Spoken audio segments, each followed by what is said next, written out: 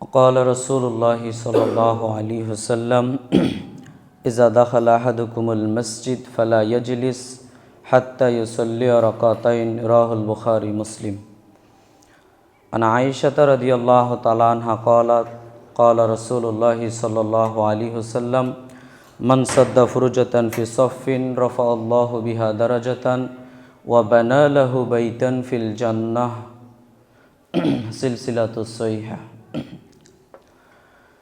যাবতীয় প্রশংসা, গুণগান, হামদ, সানা সে মহান আল্লাহ সুবহানাহু ওয়া তাআলার দরবারে, যে মহান আল্লাহ সুবহানাহু ওয়া তাআলা পবিত্র জুমার দিন আল্লাহর ঘর মসজিদে এসে কিছু সালাত আদায়ের পর খুতবা শ্রবণের তৌফিক দান করলেন। আমরা সেই মহান মনিবের নিকট সকলে অন্তর থেকে শুকরিয়া আদায় করছি। সকলে বলি আলহামদুলিল্লাহ। দরুদ ও সালাম বর্ষিত হোক আমাদের নবী, শেষ নবী জনাবে মুহাম্মদুর রাসূলুল্লাহ সাল্লাল্লাহু আলাইহি ওয়াসাল্লামের উপর। আল্লাহুম্মা সাল্লি আলাইহি আল্লাহুম্মা বারিক আলাইহি।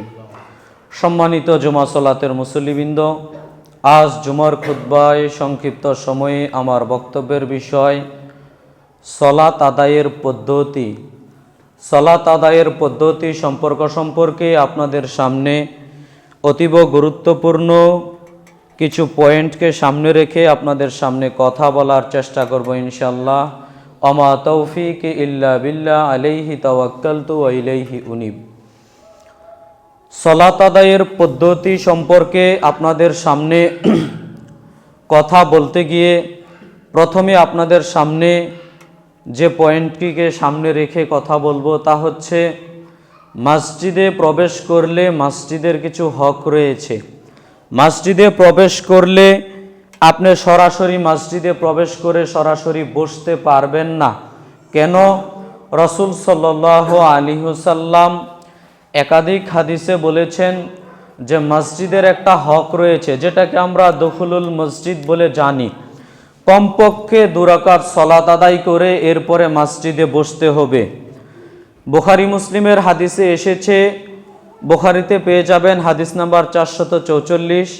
আবু কাতাদা রাদিয়াল্লাহু তাআলা আনহু বলেন, রাসূল সাল্লাল্লাহু আলাইহি ওয়াসাল্লাম বলেছেন, ইজা দাখালা আহাদুকুমুল মসজিদ, তোমাদের কোনো মানুষ যখন মসজিদে প্রবেশ করে, ফালা ইয়াজলিস, সে যেন না বসে। মসজিদে প্রবেশ করে ওই ব্যক্তি যেন না বসে, হাত্তা ইউসাল্লি রাকাতাইন, কমপক্ষে 2 রাকাত সালাত আদায় করার পূর্বে। অত্র বুখারী মুসলিমের হাদিস দ্বারা বোঝা যাচ্ছে রাসূল সাল্লাল্লাহু আলাইহি ওয়াসাল্লাম বলছেন, তোমাদের কোনো মানুষ যখন মসজিদে প্রবেশ করবে, ওই ব্যক্তি যেন মসজিদে প্রবেশ করে সরাসরি না বসে পড়ে। আমাদের গতিনীতি দেখেন কি, আমরা মসজিদে প্রবেশ করে যদি দেখি 5 মিনিট সময় রয়েছে জামাত চলার, তখন আমরা টপ করে মসজিদে বসে যাই। আল্লাহর নবী মুহাম্মদ সাল্লাল্লাহু আলাইহি ওয়াসাল্লাম নিষেধ করেছেন, তোমাদের কোনো ব্যক্তি যখন মসজিদে প্রবেশ করবে ও যেন বসে না পড়ে। যদি বসতে চায়, হাত্তা ইউসাল্লি রাকাতাইন, কমপক্ষে হলো 2 রাকাত সালাত আদায় করে এরপরে মসজিদে বসতে হবে। এটা মসজিদের হক, দাখুলুল মসজিদ। এই 2 রাকাত সালাত আদায় না করে আপনি মসজিদে বসতে পারবেন না। এই 2 রাকাত সালাত আদায় না করে আপনি মসজিদে বসতে পারবেন না। কিন্তু দুঃখজনক হলেও সত্য, এদেশের আপনি শতকরা 90 থেকে 95% মসজিদে দেখবেন উপরে সুন্দর করে লাল বাতি দিয়ে নিচে লেখা থাকে, লাল বাতি চলাকালীন সালাত আদায় করা যাবে না, সালাত আদায় নিষেধ। আরে ভাই, আল্লাহর নবী বলেছেন মসজিদে প্রবেশ করলেই 2 রাকাত সালাত আদায় করতে হবে। আপনি জানেন নবী মুহাম্মদ সাল্লাল্লাহু আলাইহি ওয়াসাল্লাম যখন খুতবা দিতেন, খুতবার তো আমরা গুরুত্ব দেই না, অথচ খুতবা শুনে ফেরেশতা মণ্ডলী, আপনি ভাবতে পারেন ফেরেশতা মণ্ডলীরাও যখন পাহারা দেয় যে কে মসজিদে আসলো তার নাম লিখবো, লিখতে লিখতে এক পর্যায়ে খুতবা শুরু হয়ে যায়, লেখা বন্ধ। ইমাম সাহেব, খতিব সাহেব যেই খুতবা দেখ না তার খুতবা শ্রবণ করে। তো ওই খুতবা শ্রবণ করার ওইটার কত গুরুত্ব, ওই মুহূর্তেও যদি আপনি প্রবেশ করেন, ক রাকাত সালাত আদায় করতে হবে, কমপক্ষে হলেও 2 রাকাত সালাত আদায় করতে হবে। সম্মানিত জুমা সালাতের মুসল্লিবৃন্দ, বিষয়টি একেবারে স্পষ্টভাবে বোঝার চেষ্টা করবেন। তবে এখানে একটা বিষয় আপনাকে ক্লিয়ার বলে দেওয়ার চেষ্টা করি, সেটা হচ্ছে এই যে আপনি জোহরের পূর্বে মসজিদে প্রবেশ করেছেন, এখন দেখতে পাচ্ছেন যে 6-7 মিনিট সময় রয়েছে জামাত শুরু হওয়ার। এখন জোহরের পূর্বে 4 রাকাত সুন্নত সালাত আদায় আছে না? এখন আপনি কি আদায় করবেন? এই ক্ষেত্রে আপনি 4 রাকাত সুন্নত সালাত আদায় করে মসজিদে বসতে পারেন, কোনো সমস্যা নেই। এক কথায় বুঝে নেন, যে কোনো সালাত আদায়ের পর আপনাকে মসজিদে বসতে হবে। আপনি ওই 4 রাকাত সালাত আদায় করলেন, এটাতে মসজিদের হক আদায় হয়ে যাবে। আপনি মসজিদে প্রবেশ করে দেখতে পাচ্ছেন যে জামাত চলছে, এখন তো আর 2 রাকাত সুন্নাহ পড়ে দাখিলুল মসজিদ আদায় করে জামাতে অ্যাটেন্ড করতে পারবেন না। আর এই শিক্ষা নবী সাল্লাল্লাহু আলাইহি ওয়াসাল্লাম দিয়েও যাননি। আপনি জামাতে অ্যাটেন্ড করেন, তারপর মসজিদে যতক্ষণ ইচ্ছা বসে থাকেন, তাসবিহ তাহলিল জিকির আসকার করেন, কোনো সমস্যা নেই। এক কথায় আপনাকে আমি যেটা বুঝাতে চাচ্ছি সেটা হচ্ছে, কম করে হলো 2 রাকাত সালাত আদায় করার পর মসজিদে বসতে হবে, এটা মসজিদের হক। বিষয়টা আশা রাখি স্পষ্ট হয়েছে। সম্মানিত জুমা সালাতের মুসল্লিবৃন্দ, আপনাদের আমি মসজিদে প্রবেশ করে 2 রাকাত সালাত আদায় করে এরপরে মসজিদে বসার ব্যাপারে যে কথাগুলো বললাম, যদি কোনো বিষয় কোনোদিন অস্পষ্ট থাকে, ইমাম সাহেব আছে, আমাদের শ্রদ্ধেয় ভাইজান আছে, তাদেরকে জিজ্ঞাসা করে এরপরে আমল করার চেষ্টা করবেন। সম্মানিত জুমা সালাতের মুসল্লিবৃন্দ, এরপরের পয়েন্ট নিয়ে আপনাকে আমি 2-4টা কথা বলার চেষ্টা করি। সেটা হচ্ছে, মসজিদে আপনি প্রবেশ করবেন, মসজিদে প্রবেশ করে এই ভুলটা ম্যাক্সিমাম নামাজি মানুষ ভুল করে। সেটা হলো, আপনি কোন দিকে দাঁড়াবেন? মসজিদে প্রবেশ করে দেখতে পাচ্ছেন যে ইমাম সাহেব সালাত আদায় করাচ্ছেন, জামাত চলছে, আপনি কোন দিকে দাঁড়াবেন? আপনি চট করে যেদিকে আপনি ভালোবাসেন ওই দিকে দাঁড়িয়ে গেলেন। ব্যাপারটা এমন নয়, বরং বিষয়টা আপনি স্পষ্টভাবে মনে রাখেন। সেটা হলো এই যে, ইমাম সাহেব যেখানে দাঁড়িয়ে সালাত আদায় করছে ওই জায়গাটাকে কেন্দ্র করে আপনি যদি সমান সমান এসে দেখেন যে 4 জন মানুষ পিছনে আছে, ইমাম সাহেবের বাম সাইডেও 2 জন, ডাইন সাইডেও 2 জন বরাবর, তাহলে আপনি ডাইন সাইডকে প্রাধান্য দিয়ে ডাইন সাইডে দাঁড়াবেন। কথাটা কি বুঝাতে পারলাম? আর আপনি যদি এসে দেখেন যে ডাইন সাইডে 3 জন, বাম সাইডে 2 জন, তখন আপনি কোথায় দাঁড়াবেন? তখন আপনি বাম সাইডে দাঁড়াবেন। কথাটা কি স্পষ্ট করতে পারলাম? অধিকাংশ মসজিদে দেখা যায় যে ডাইন সাইড একেবারে পূর্ণ হয়ে যায়, কিন্তু বাম সাইডের দেখা যাচ্ছে এখনো 5-7 জন মুসল্লি ধরবে, হয় না এরকম? এরকম ভুল কখনো করবেন না। সম্মানিত জুমা সালাতের মুসল্লিবৃন্দ, মসজিদে এসে 2 রাকাত সালাত আদায় করবেন, এরপরে সাইডটা নির্বাচন করবেন, যেদিকে মুসল্লি কম থাকবে, যেদিকে খালি জায়গা থাকবে ওই দিকে পূরণ করবেন। আর যদি সমান সমান দেখতে পান, তাহলে ডাইন সাইডটাকে প্রাধান্য দিয়ে এরপরে মসজিদে বসার চেষ্টা করবেন। আল্লাহ সুবহানাহু ওয়া তাআলা আপনাদের আমাদের সবাইকে সঠিক বুঝে আমল করার তৌফিক দান করুক। সবাই বলি আল্লাহুম্মা আমিন। এরপরে আরেকটা গুরুত্বপূর্ণ টপিক, সেটা হচ্ছে নিয়ত করা নিয়ে। আপনারা যারা পর্দার আড়ালের মা বোনেরা আছেন, আপনারা বিষয়টিকে গুরুত্ব দেওয়ার চেষ্টা করবেন। নিয়ত, এটাকে নিয়ে অধিকাংশ মানুষ ভুল করে থাকে। বিশেষভাবে যারা হানাফি মাযহাবের মানুষ, তারা তো আরবিতে নিয়ত পড়ে, নাওয়াইতু পড়ে। আর যারা আমরা আহলুল হাদিস দাবি করি, আমরা পড়ি বাংলাতে। আমরা বাংলাতে কিভাবে? ইমাম সাহেবের পিছনে দাঁড়ালে বলি যে কিবলার দিকে মুখ করে জোহরের 4 রাকাত সালাত আদায় করছি, আল্লাহু আকবার, আপনি বাংলাতে বলেন। তো ভাই, আমি তো বলি আপনার থেকে তো হানাফি মাযহাবের বাইরেই ভালো, আপনি পড়েন বাংলাতে, তারা পড়ে আরবিতে। কথা কি আমার বোঝা যাচ্ছে?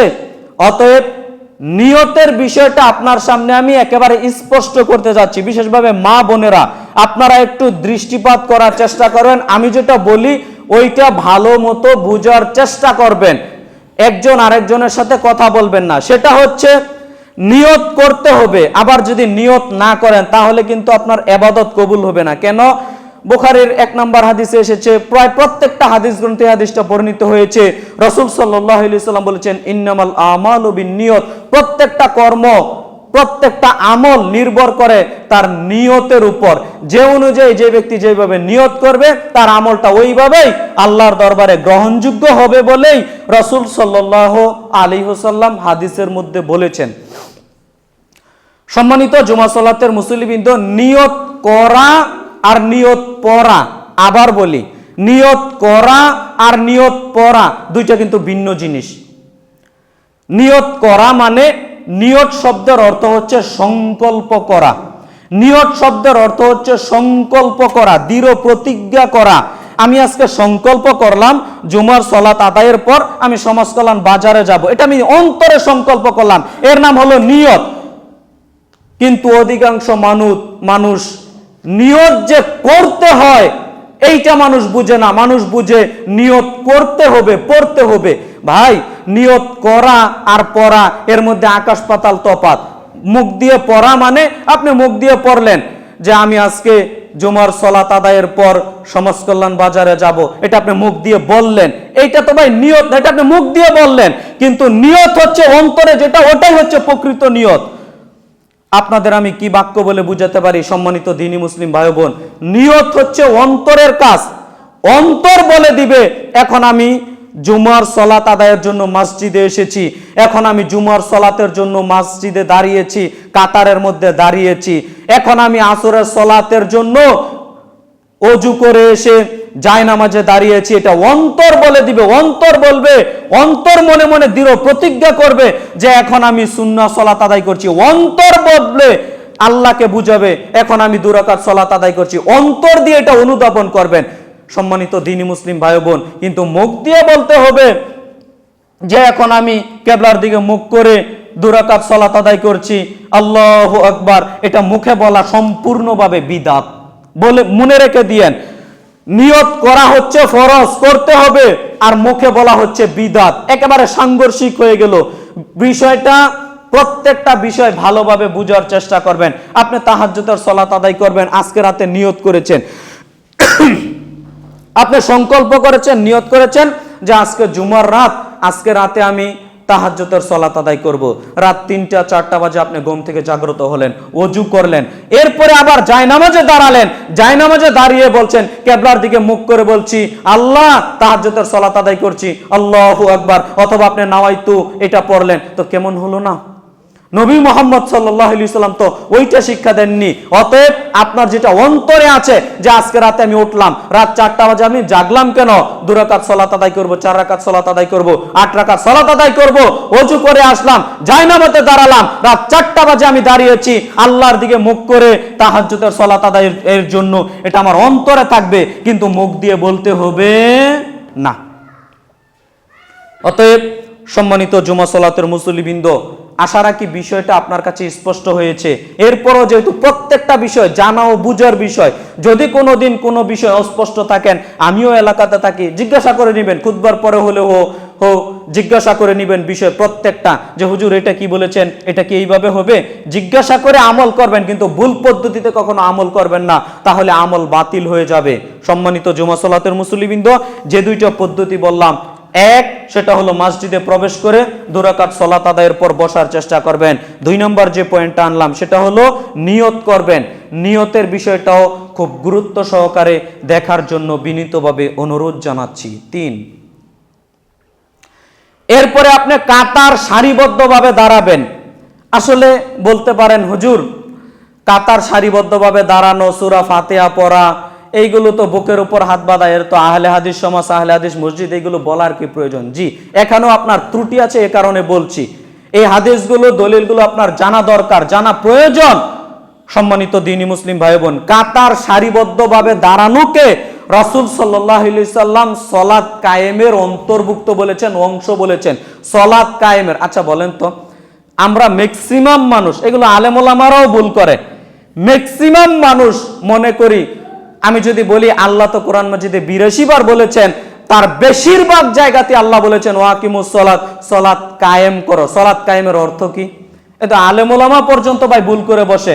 সালাত কায়েম করা মানে অধিকাংশ মানুষ জবাবে এইভাবে বলবেন যে নিজে সালাত আদায় করতে হবে, পরিবারের সবাইকে আদায় করাতে হবে, গ্রামবাসীকে আদেশ করতে হবে, সবাই মিলেমিশে সালাত আদায় করবে, এর নাম হলো সালাত কায়েম। এই ব্যাখ্যা জানেন না সবাই?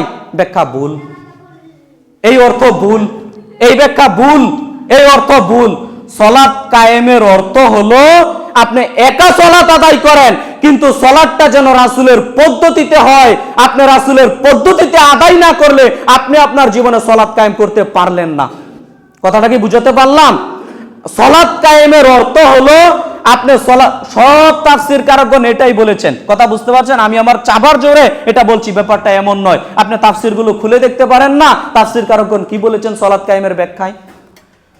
নবী মুহাম্মদ সাল্লাল্লাহু আলাইহি সাল্লাম বলেছেন, সলাতে সারিবদ্ধভাবে দাঁড়ানো হচ্ছে সলাত কায়েমের অন্তর্ভুক্ত অংশ। সম্মানিত দ্বীনি মুসলিম ভাই ও বোন, আপনি নিজে 2 রাকাত সলাত আদায় করবেন, এই সলাতটা যেন রাসূলের পদ্ধতিতে হয়। কার পদ্ধতিতে হতে হবে? রাসূলের পদ্ধতিতে হতে হবে। আপনার পীর সাহেবের মন মতো সলাত আদায় করলে এই সলাত কোশ্চিনকালেও আল্লাহর দরবারে কবুল হবে না। বরং আপনি 2 রাকাত সালাত আদায় করবেন, এই সালাতটা যেন রাসূল সাল্লাল্লাহু আলাইহি সাল্লামের দেখানো পথ ও পদ্ধতি অনুসরণ করে আপনি সালাত আদায় করবেন। রুকু যেভাবে নবী মুহাম্মদ সাল্লাল্লাহু আলাইহি সাল্লাম করেছেন ওইভাবে রুকু করতে হবে। সেজদা যেভাবে নবী মুহাম্মদ সাল্লাল্লাহু আলাইহি সাল্লাম দিয়েছেন ওইভাবে সেজদা করতে হবে। তাহলে আপনি পরিপূর্ণভাবে আপনি আপনার জীবনে সালাত কায়েম করতে পারলেন। সম্মানিত জুমা সালাতের মুসল্লিবৃন্দ, দেখেন আপনার সামনে আমি 2-1টা হাদিস বলে বিষয়টা আরো স্পষ্টভাবে বোঝানোর চেষ্টা করছি। আনাস রাদিয়াল্লাহু তাআলা আনহু বলেন, রাসূল সাল্লাল্লাহু আলাইহি ওয়াসাল্লাম বলেছেন, রাসূল সাল্লাল্লাহু আলাইহি সাল্লাম যখন মুত্তাকিদের দিকে সালাতের ইমামতি করতেন, নবী মুহাম্মদ সাল্লাল্লাহু আলাইহি সাল্লাম মুত্তাকিদের দিকে মুখ করে তিনি বলতেন আকিমুস সালাত। তিনি যখন সালাত আদায় করতেন তখন নবী মুহাম্মদ সাল্লাল্লাহু আলাইহি সাল্লাম ফাকবালা আলাইনা রাসূলুল্লাহ সাল্লাল্লাহু আলাইহি সাল্লাম সাহাবীগণের দিকে মুখ করে তিনি বলতেন আকিমু সুফুফাকুম, তোমরা কাতার সোজা করো, অতারাসু, তোমরা প্রাচীরের ন্যায় দাঁড়াও, দুইজনের মাঝের ফাঁকার জায়গা বন্ধ করো। আনাস রাদিয়াল্লাহু তাআলা আনহু বলেন, রাসূল সাল্লাল্লাহু আলাইহি সাল্লাম বলেছেন, সঙ্গী সাথী তোমরা কাতার সোজা করে নাও, তোমরা প্রাচীরের ন্যায় দাঁড়াও। একটা ইট যেরকম আরেকটা ইটের উপর বসে আছে সুন্দরভাবে, এরকম ভাবে তোমরা প্রাচীরের ন্যায় কাতারকে সারিবদ্ধভাবে দাঁড়াও। ফাওয়াল্লাযী নাফসি বিয়াদিহি, কেন শুনে রাখো, ওই সত্তার কসম করে বলছি যার হাতে মুহাম্মদের আত্মা রয়েছে, ওই সত্তার কসম করে বলছি, ইন্নী লা আরানা শাইতান ইয়াদখুলু মিন খালালিস সাফে কাআন্নাল হাযাফু। রাসূল সাল্লাল্লাহু আলাইহি সাল্লাম বলছেন, শুনে রেখে দাও, আমি নবী মুহাম্মদ সাল্লাল্লাহু আলাইহি সাল্লাম দেখতে পাচ্ছি তোমরা যখন সালাতের মধ্যে দাঁড়াও, কাতারের মাঝের ফাঁকার জায়গা যখন তোমরা রেখে দাঁড়াও, তখন ওই ফাঁকা জায়গায় শয়তান কালো বেড়ার বাচ্চার ন্যায় প্রবেশ করছে। সম্মানিত জুমা সালাতের মুসল্লিবৃন্দ, হাদিসটি পেয়ে যাবেন আবু দাউদ হাদিস নাম্বার 667, মিশকাতুল মাসাবিহের মধ্যে পেয়ে যাবেন হাদিস নাম্বার 1093। আপনাদের আমি কি দিয়ে বুঝাতে পারি, রাসূল সাল্লাল্লাহু আলাইহি সাল্লাম সাহাবীগণের দিকে মুখ করে তিনি বলতেন, সঙ্গী সাথী তোমরা কাতার সোজা করো, সারিবদ্ধভাবে দাঁড়াও, একজন আরেকজনের সাথে পায়ের সাথে পা মিলিয়ে দাঁড়াও, কাঁধের সাথে কাঁধ মিলিয়ে দাঁড়াও। শোনো, তোমরা দুইজনের মাঝের ফাঁকার জায়গা ফাঁকা রেখো না, একেবারে মিলিয়ে দাঁড়াও। কেন? ফাওয়াল্লাযী নাফসি বিয়াদিহি, ওই সত্তার কসম করে বলছি যার হাতে মুহাম্মদের আত্মা রয়েছে, ওই সত্তার কসম করে বলছি, ইন্নী লা আরানা শাইতান ইয়াদখুলু মিন খালালিস সাফে কাআন্নাল হাযাফু, আমি শয়তানকে দেখতে পাই, তোমরা তো দেখতে পাও না। আমি শয়তানকে দেখতে পাই, তোমরা তো শয়তানকে দেখতে পাও না। শোনো, আমি সামনের দিকে যেরকম ভাবে দেখতে পাই, পিছনের দিকে অনুরূপ ভাবে দেখতে পাই। আমি সামনের দিকে যেরকম ভাবে দেখতে পাই, পিছনের দিকে অনুরূপ ভাবে দেখতে পাই, তোমরা তো শুধু সামনের দিকে দেখতে পাও। আমি নবী মুহাম্মদ সাল্লাল্লাহু আলাইহি সাল্লাম বলছি, তোমরা কাতারে সারিবদ্ধভাবে দাঁড়াও, কাতারের মাঝের ফাঁকার জায়গা বন্ধ করে দাঁড়াও। যদি না দাঁড়াও তাহলে এই ফাঁকা জায়গায় শয়তান কালো বেড়ার বাচ্চার ন্যায় প্রবেশ করে তোমাদের সালাতের মধ্যে ধোঁকা দিচ্ছে। অতএব সম্মানিত জুমা সালাতের মুসল্লিবৃন্দ, বিষয়গুলো গুরুত্ব সহকারে দেখার চেষ্টা করবেন। আপনি দুইজনের মাঝের ফাঁকার জায়গায় দাঁড়াবেন, আপনি দুইজনের মাঝে ফাঁকা জায়গা রেখে দাঁড়াবেন। আপনি শয়তানের ধোঁকা পাবেন না, তো শয়তান আপনার কাছে থাকবে না। শয়তান কার কাছে থাকবে আপনি বলেন? আপনি শয়তানকে সঙ্গী করে বানিয়ে এরপরে সালাত আদায় করছেন। আপনার সালাত কতটুকু হচ্ছে বিবেচনা আপনার কাছে রেখে দিলাম। সম্মানিত জুমা সালাতের মুসল্লিবৃন্দ, এরপরে একটা ফজিলতের হাদিস বলে আমি সামনের দিকে যাওয়ার চেষ্টা করি। দেখেন, আপনি যদি সালাতের মধ্যে পায়ের সাথে পা মিলিয়ে দাঁড়ান, ফাঁকা জায়গা বন্ধ করে দাঁড়ান, তাহলে আল্লাহ তাআলা আপনার মর্যাদা বৃদ্ধি করে দেন। উরওয়া ইবনে জুবাইর রাদিয়াল্লাহু তাআলা আনহু বলেন, রাসূল সাল্লাল্লাহু আলাইহি সাল্লাম বলেছেন, মান সাদ্দা ফুরজাতান ফি সাফিন রাফাআল্লাহু বিহা দারাজাতান আও বানালাহু বাইতান ফিল জান্নাহ। রাসূল সাল্লাল্লাহু আলাইহি সাল্লাম বলছেন, শোনো, যেই ব্যক্তি কাতারের মাঝের ফাঁকার জায়গা বন্ধ করে দাঁড়াবে, আল্লাহ তার মর্যাদাকে উঁচু করে দিবেন। আউ বানালাহু বাইতান ফিল জান্নাহ, এবং তার জন্য জান্নাতে একটা বিল্ডিং নির্মাণ করবেন। অন্য বর্ণনায় এসেছে, আয়েশা রাদিয়াল্লাহু তাআলা আনহা বলেন, রাসূল সাল্লাল্লাহু আলাইহি ওয়াসাল্লাম বলেছেন, মান সাদ্দা ফুরজাতান ফি সাফফিন, শোনো, যে ব্যক্তি কাতারের মাঝের ফাঁকার জায়গা বন্ধ করে দাঁড়াবে, রাফাআল্লাহু বিহা দারাজাতান, আল্লাহ তার মর্যাদাকে উঁচু করে দিবেন। আপনার এখন যেরকম মান মর্যাদা সম্মান রয়েছে, তার চেয়ে বহুগুণ মান মর্যাদা সম্মান আল্লাহ বৃদ্ধি করে দিবেন। ও বানালাহু বাইতান ফিল জান্নাহ, এবং আল্লাহ তাআলা আপনার জন্য জান্নাতে একটা বিল্ডিং, প্রাসাদ নির্মাণ করে দিবেন। সুবহানাল্লাহ। যে হাদিসটা বললাম, হাদিসটি আপনারা পেয়ে যাবেন মৌজুমুল কাবির, হাদিস নাম্বার 5797, সিলসিলাতুস সহিহা, হাদিস নাম্বার 1892। সম্মানিত জুমা সালাতের মুসল্লিবৃন্দ, আপনাকে আমি কি দিয়ে বুঝাতে পারি সালাতে সারিবদ্ধভাবে দাঁড়ানো কত গুরুত্ব নবী মুহাম্মদ সাল্লাল্লাহু আলাইহি সাল্লাম দিয়েছেন? আপনাকে আমি কি বাক্য বলে বুঝাতে পারি? আপনার সালাতের মধ্যে যদি সারিবদ্ধভাবে দাঁড়ান, কাতার সোজা করে দাঁড়ান, তাহলে রাসূল সাল্লাল্লাহু আলাইহি সাল্লাম আপনাকে অফার দিচ্ছেন, রাসূল সাল্লাল্লাহু আলাইহি সাল্লাম আপনাকে পুরস্কার ঘোষণা করে দিচ্ছেন। আল্লাহ আপনার মান মর্যাদা বৃদ্ধি করে দিবেন এবং জান্নাতে একটা বিল্ডিং, প্রাসাদ নির্মাণ করে দিবেন। আল্লাহু আকবার। সম্মানিত দ্বীনি মুসলিম ভাই ও বোন, আমি আপনাদের বলবো, যখন আপনি সালাত আদায় করবেন, সালাত আদায়ের পূর্বে এই বিষয়গুলো যথাযথভাবে খেয়াল রেখে এরপরে সালাত আদায়ের চেষ্টা করবেন। আল্লাহ সুবহানাহু ওয়া তাআলা আপনাদের আমাদের সবাইকে যে বিষয়টা বললাম, যে পয়েন্টটাকে সামনে রেখে দু চারটা কথা বললাম, এই প্রত্যেকটা কথার প্রতি যেন আমি আমল করতে পারি। আল্লাহ আপনাদের সবাইকে সেই তৌফিক দান করুক, আল্লাহুম্মা আমিন। এরপরে আরেকটা ছোট্ট পয়েন্ট, সেটা হচ্ছে সালাতের প্রথম কাতারের গুরুত্ব। আমরা সালাতে প্রথম কাতারের গুরুত্ব দিতে চাই না। যদি দিতাম তাহলে রেজাল্ট কি হতো? আপনি খোলেন, মিশকাতুল মাসাবিহের মধ্যে পেয়ে যাবেন হাদিস নাম্বার 1101। আবু উমামা বাহিলি রাদিয়াল্লাহু তাআলা আনহু বলেন, রাসূল সাল্লাল্লাহু আলাইহি সাল্লাম বলেছেন, ইন্নাল্লাহা ওয়া মালাইকাতাহু ইউসাল্লুনা আলা সাফফিল আউয়াল। রাসূল সাল্লাল্লাহু আলাইহি সাল্লাম বলছেন, শোনো, নিশ্চয়ই আল্লাহ এবং তার ফেরেশতা, নিশ্চয়ই আল্লাহ এবং তার ফেরেশতা প্রথম কাতারের লোকদের প্রতি করুণা করেন। বলি সুবহানাল্লাহ। সাহাবায়ে কেরাম জিজ্ঞাসা করলো, আলাসানি, আল্লাহর নবী, দ্বিতীয় কাতারের লোকদের জন্য কি নয়? রাসূল সাল্লাল্লাহু আলাইহি সাল্লাম আবার বললেন, ইন্নাল্লাহা ওয়া মালাইকাতুহু ইউসাল্লুনা আলা সাফিল আউয়াল। শোনো, প্রথম কাতারের লোকদের জন্য আল্লাহ এবং ফেরেশতা করুণা করেন। সুবহানাল্লাহ। তখন তৃতীয়বার আবার সাহাবায়ে কেরাম জিজ্ঞাসা করলো, আল্লাহর নবী, দ্বিতীয়বার যখন আবার জিজ্ঞাসা করলো, আল্লাহর নবী, আল্লাহ সানি, দ্বিতীয় কাতারের লোকদের জন্য কি আল্লাহ এবং তার ফেরেশতা করুণা করেন না? আল্লাহর নবী তখন দ্বিতীয়বারও বললেন, শোনো, আল্লাহ এবং তার ফেরেশতা প্রথম কাতারের লোকদের প্রতি করুণা করেন। বলি সুবহানাল্লাহ।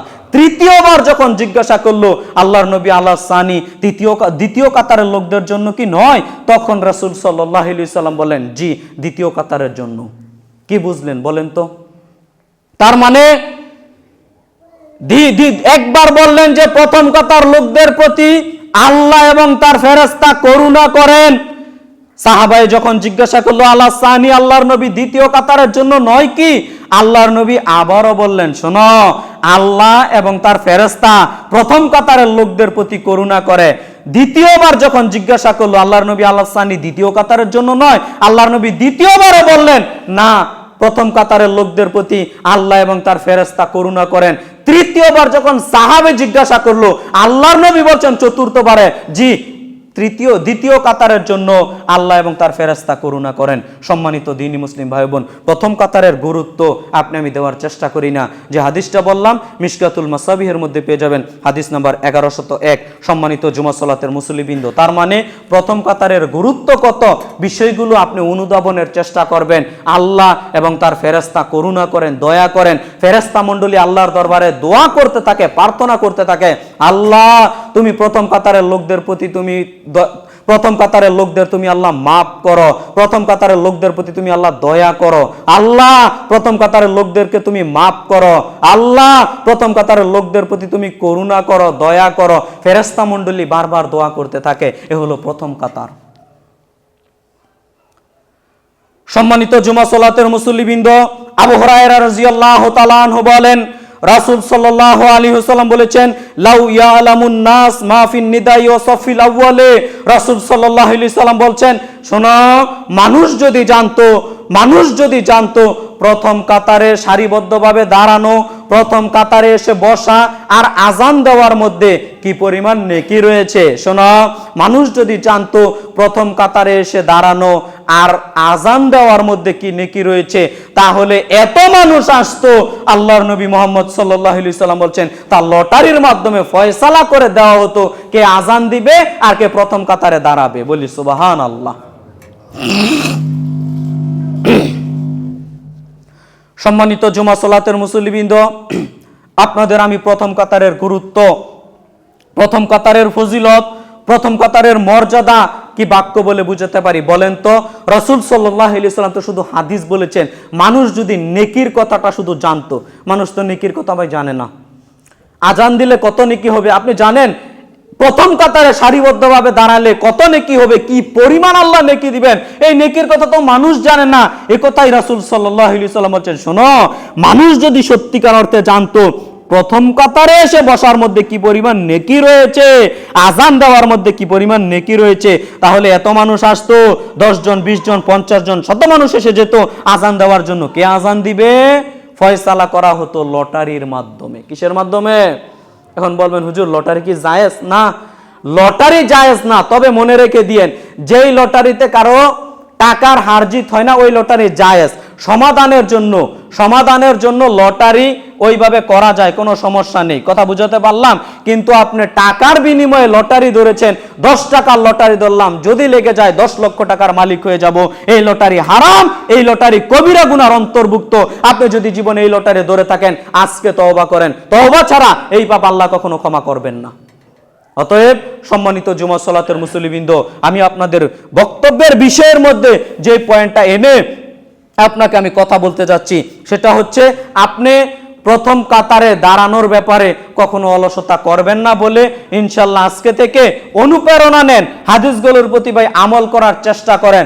আমরা সবাইকে অনুরোধ জানাবো, আমরা আল্লাহকে বলি, আল্লাহ আমরা যেন সবাই প্রথম কাতারের মর্যাদা দিয়ে সালাত আদায় করতে পারি, আমরা যেন সবাই আগে ভাগে এসে সারিবদ্ধভাবে প্রথম কাতারে দাঁড়িয়ে সালাত আদায় করতে পারি। আল্লাহ তুমি আমাদের সবাইকে সেই তৌফিক দান করো। সবাই বলি আল্লাহুম্মা আমিন। সম্মানিত জুমা সালাতের মুসল্লিবৃন্দ, যে হাদিসটা বললাম বুখারী মুসলিমের হাদিস, মিশকাতুল মাসাবিহের মধ্যে পেয়ে যাবেন। হাদিস নাম্বার হচ্ছে 579। ওই ঘড়িটা কি নষ্ট? সঠিক কোনটা? আচ্ছা ঠিক আছে। সম্মানিত জুমা সালাতের মুসল্লিবৃন্দ, আমি তো বারবার বলছি যে সময় লড়ছে না কেন, যাক আল্লাহ সহজ করুক। সম্মানিত জুমা সালাতের মুসল্লিবৃন্দ, এর পরের পয়েন্টটা একটু মনোযোগ সহকারে বোঝার চেষ্টা করেন। সেটা হচ্ছে সালাত আদায়ের পদ্ধতি। এখনো পদ্ধতির ভিতরে ঢুকতে পারবো না, ধাপে ধাপে ইমাম সাহেব, খতিব সাহেবদের কাছ থেকে বক্তব্য শুনে নেবেন। আমি তো আপনাদের সামনে যতটুকু বলি ততটুকুর গুরুত্ব দেওয়ার চেষ্টা করবেন। এরপরে দেখেন আমরা সালাত আদায় করি, সালাত আদায়ের ক্ষেত্রে আমি একটা ভুল করে থাকি। সেটা হচ্ছে প্রথমে আমি রফুল ইয়াদাইন করি। এত সালাতের বাইরের কথাগুলোই বললাম।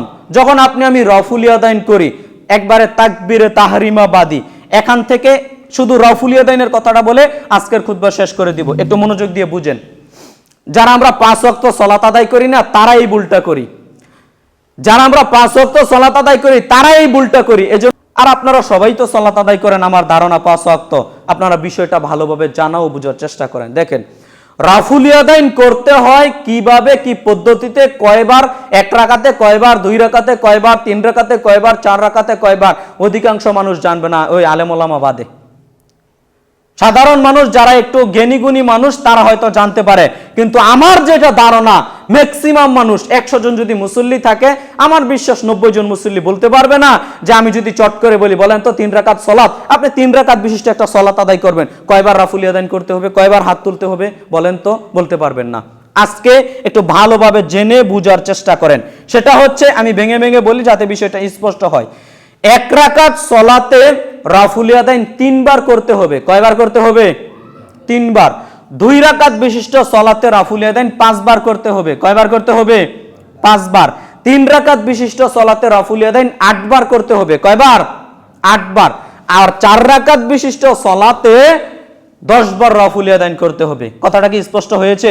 আবার বলি, 1 রাকাত বিশিষ্ট সালাত, 1 রাকাত কি বেতর সালাত আদায় করেন, 1 রাকাত বিশিষ্ট সালাত 3 বার রাফুল ইয়াদাইন করতে হবে। কেমন করে একটু দেখেন।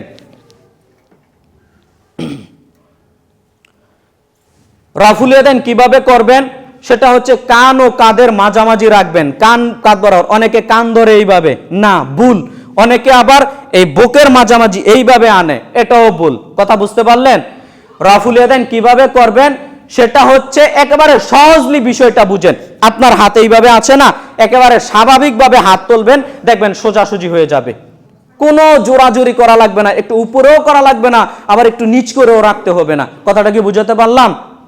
একেবারে হাত সোজাসুজি আছে, এইভাবে হাত তুললে যেই বরাবর আসে এইভাবেই করবেন। কথাটা কি বুঝাতে পারলাম? হাত একেবারে জমা জমাও রাখবেন না, আবার একেবারে অধিক ফাঁকও রাখবেন না, স্বাভাবিক গতিতে। কথাটা কি বুঝাতে পারলাম? স্বাভাবিক গতিতে রাফুল ইয়াদাইন হাত উত্তোলন করবেন। এটা তাকবীরে তাহারিমা দিয়ে শুরু হবে। যখন আপনি হাত উত্তোলন করবেন তখন আঙ্গুলের মাথাগুলো কেবলামুখী থাকতে হবে। কোন দিকে থাকতে হবে? কেবলামুখী থাকতে হবে। এইভাবে সোজা রাখতে পারবেন না আপনি, কেবলামুখী রাখতে হবে। একেবারে জমা জমাও হবে না, আবার একেবারে বেশি ফাঁকা ফাঁকাও হবে না, স্বাভাবিক গতিতে এইভাবে হাত উত্তোলন করবেন। মা বোনদের আপনারা গিয়ে বিষয়টা ভালোভাবে বুঝিয়ে দিবেন যারা পুরুষ ভাইরা আছেন। এইভাবে রাফুল ইয়াদাইন করবেন। 1 রাকাত সালাতে 3 বার কিভাবে, সেটা হচ্ছে যখন তাকবীরে তাহারিমা বাঁধেন আল্লাহু আকবার বলে, এটা হলো 1 বার। আবার যখন আপনি রুকুতে যাবেন তখন হলো আরেকবার। কয়বার হলো? 2 বার। আবার যখন রুকু থেকে দাঁড়াবেন তখন আপনাকে আবার রাফুল ইয়াদাইন করতে হবে। কয়বার হলো? 3 বার। 1 রাকাত সালাতে কয়বার রাফুল ইয়াদাইন হলো তাহলে? 3 বার। 1 রাকাত সালাতের মধ্যে আর কোনো বেজাল থাকবে এই বিষয়টা? আশার কি বেজাল থাকবে না। 2 রাকাত সালাতে 5 বার। এই যে ভাই, আমি জিজ্ঞাসা করবো এই 3 জন ভাইকে, সত্যি কথা, এর আগেও খুতবা দিতে এসেছি, এই কয়েকজন ভাই কথা বলেছে। রাগ করলে কোনো সমস্যা নেই আমার, তোমরা কথা বলো কেন আমি বুঝি না তো, তোমরা তো বড় মানুষ। খুতবার আদব, সলাতের নেকি একেবারে বাত হয়ে যাবে কথা বললে। সম্মানিত জুমা সালাতের মুসল্লিবৃন্দ, 1 রাকাত সালাতে কয়বার? 3 বার। 2 রাকাত বিশিষ্ট সালাতে কয়বার বললাম? 5 বার। 5 বার কিভাবে সেটা হলো, 1 রাকাত তো 3 বার গেল। যখন আপনি সেজদা থেকে দ্বিতীয় সেজদা দিয়ে আবার দ্বিতীয় কাতারের জন্য দাঁড়াবেন, 1 রাকাত নিয়ে তো আর কোনো বেজাল নেই, আছে?